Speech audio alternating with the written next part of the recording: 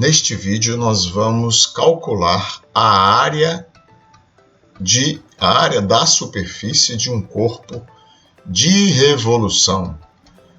E essa é exatamente mais uma aplicação da integral definida. Então esta área é uma área de uma superfície e é a área de uma superfície de um corpo de revolução. Então, vale a pena esclarecer algumas coisas antes de começar a explicar como se efetua este cálculo através de uma integral definida. Primeiro, o que é um corpo de revolução? Então, observe, eu tenho aqui um eixo, pode ser o eixo X, pode ser o eixo Y, pode ser uma reta de referência. E eu tenho uma curva aqui.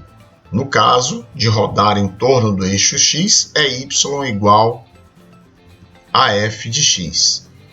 E esse trecho, este pedaço dessa curva, está situado entre as retas verticais x igual a A e x igual a B. E eu vou rodar esta reta em torno do eixo X. Então, no final das contas, vai me aparecer algo deste tipo aqui. Eu vou ter essa reta. Depois que ela roda, ela vai formar um corpo onde cada seção transversal é uma circunferência. Então isto é um corpo de revolução. Eu peguei, se eu rodar a área, eu vou construir um sólido, porque eu rodei esta área, então ele está todo preenchido, virou um sólido. Se eu rodar apenas a linha, virou esta casca que aqui se encontra. E eu quero calcular a área da superfície desta casca. Então, observe, nós estamos apresentando para você a definição ou a explicação do que vem a ser um corpo de revolução. Isto é o corpo de revolução. Este corpo foi o resultado, aqui está o eixo X, este eixo X, em torno do qual esta linha rodou e gerou este corpo. Então, observe que cada seção transversal é uma circunferência. Neste caso, como eu estou interessado na área da superfície desta casca, então eu não preciso ter um sólido, não preciso ter girado a área abaixo da curva. Basta girar a linha. Vou descrever uma casca e ela é oca.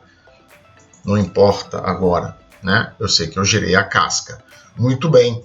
E o que queremos calcular? Observe que é diferente calcular uma área plana de um círculo. Isto aqui é uma área plana. Os dois são áreas, mas isto é uma área plana. E isto aqui possui uma área, mas é uma área de uma superfície tridimensional. Então, por isso dissemos que vamos calcular a área da superfície. Que superfície? Uma superfície tridimensional. É como a diferença entre este círculo, a área deste círculo, que é uma área plana, e a área de uma esfera. A esfera é um corpo tridimensional. Perfeito? Então, aqui eu tenho uma esfera, que é uma esfera tridimensional. Se eu quiser calcular a área da superfície dessa esfera, eu estarei calculando uma área igualmente, só que agora, neste caso, é a área de uma superfície 3D.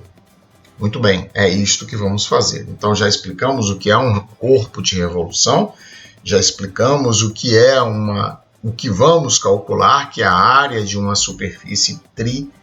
dimensional. Então, agora que precisamos descrever o elemento infinitesimal desta área. Então, vamos aqui achurar um desses elementos. Então, aqui eu tenho um elemento de largura dx. Então, esta parte que eu estou achurando é a área deste elemento. Então, eu tenho aqui uma coisa semelhante a um disco.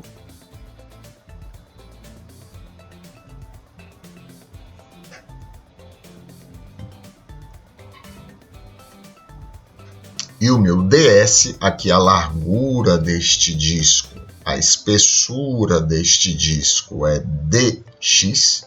É uma espessura, lembrando que é uma espessura infinitesimal, que, portanto, tende a zero. E aqui é o meu ds. Então, como esta curva possui uma inclinação, no caso mais geral, esta curva que rodou, observe que aqui ela é mais íngreme, aqui ela é menos íngreme, mas em todos os pontos ela possui, no caso mais geral, possui uma inclinação. Então, este corpo que eu achurei aqui, este disco, ele se assemelha a um tronco de cone. Então, isto aqui se assemelha a um tronco de cone. Então, este ds que nós precisamos calcular, nós vamos calcular lembrando a área da superfície de um tronco de cone.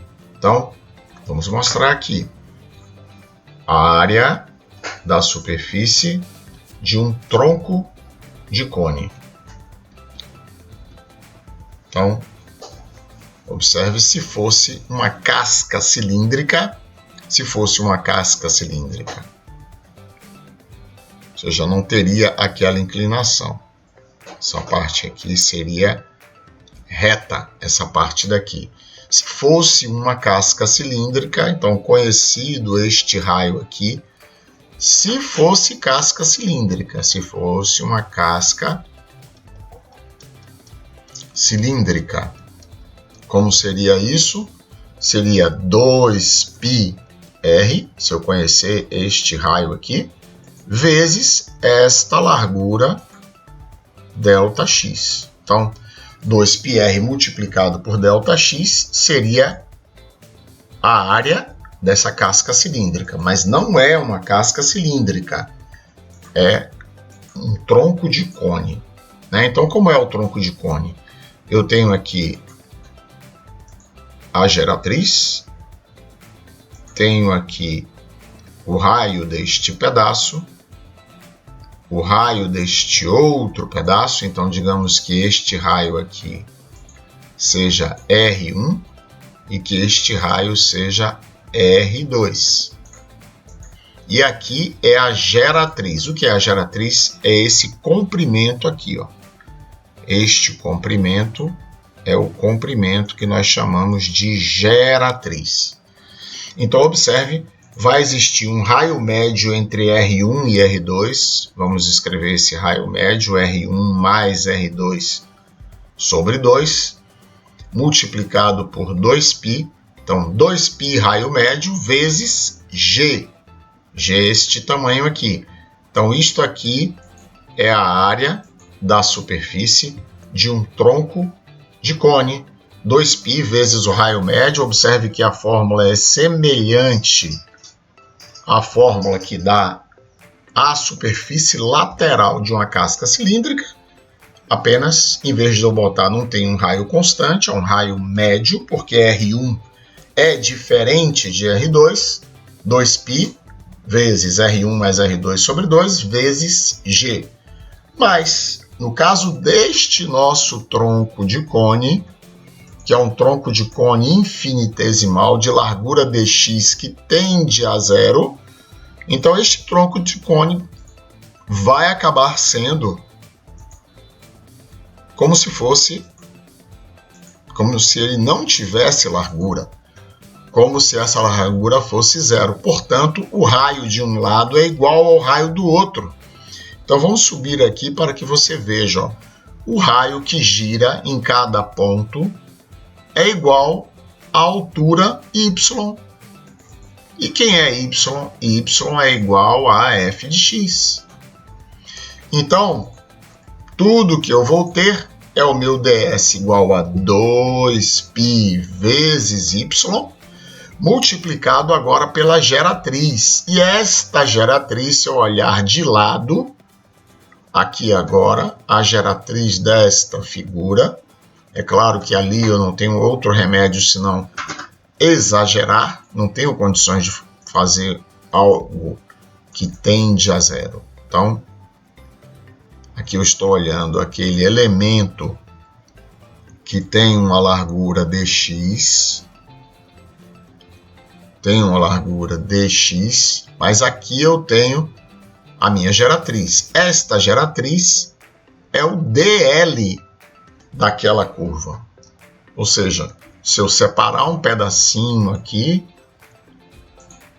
este comprimento é dl. E você lembra que dl, já vimos isso num outro vídeo recente, é a raiz quadrada de 1 mais y' elevado ao quadrado vezes dx. Então, aquele ds que eu estou procurando é 2πy vezes dl, que é a raiz quadrada de 1 mais y' elevado ao quadrado dx. Pronto. Aqui está o meu ds. Então, agora eu posso determinar a área da superfície que eu quero. Então, S é a integral de A até B de 2π vezes y vezes a raiz quadrada de 1 mais y' elevado ao quadrado de y. Esta é a integral que vai dar, então, a área da superfície de uma casca de revolução. Então, vejamos aqui um exemplo.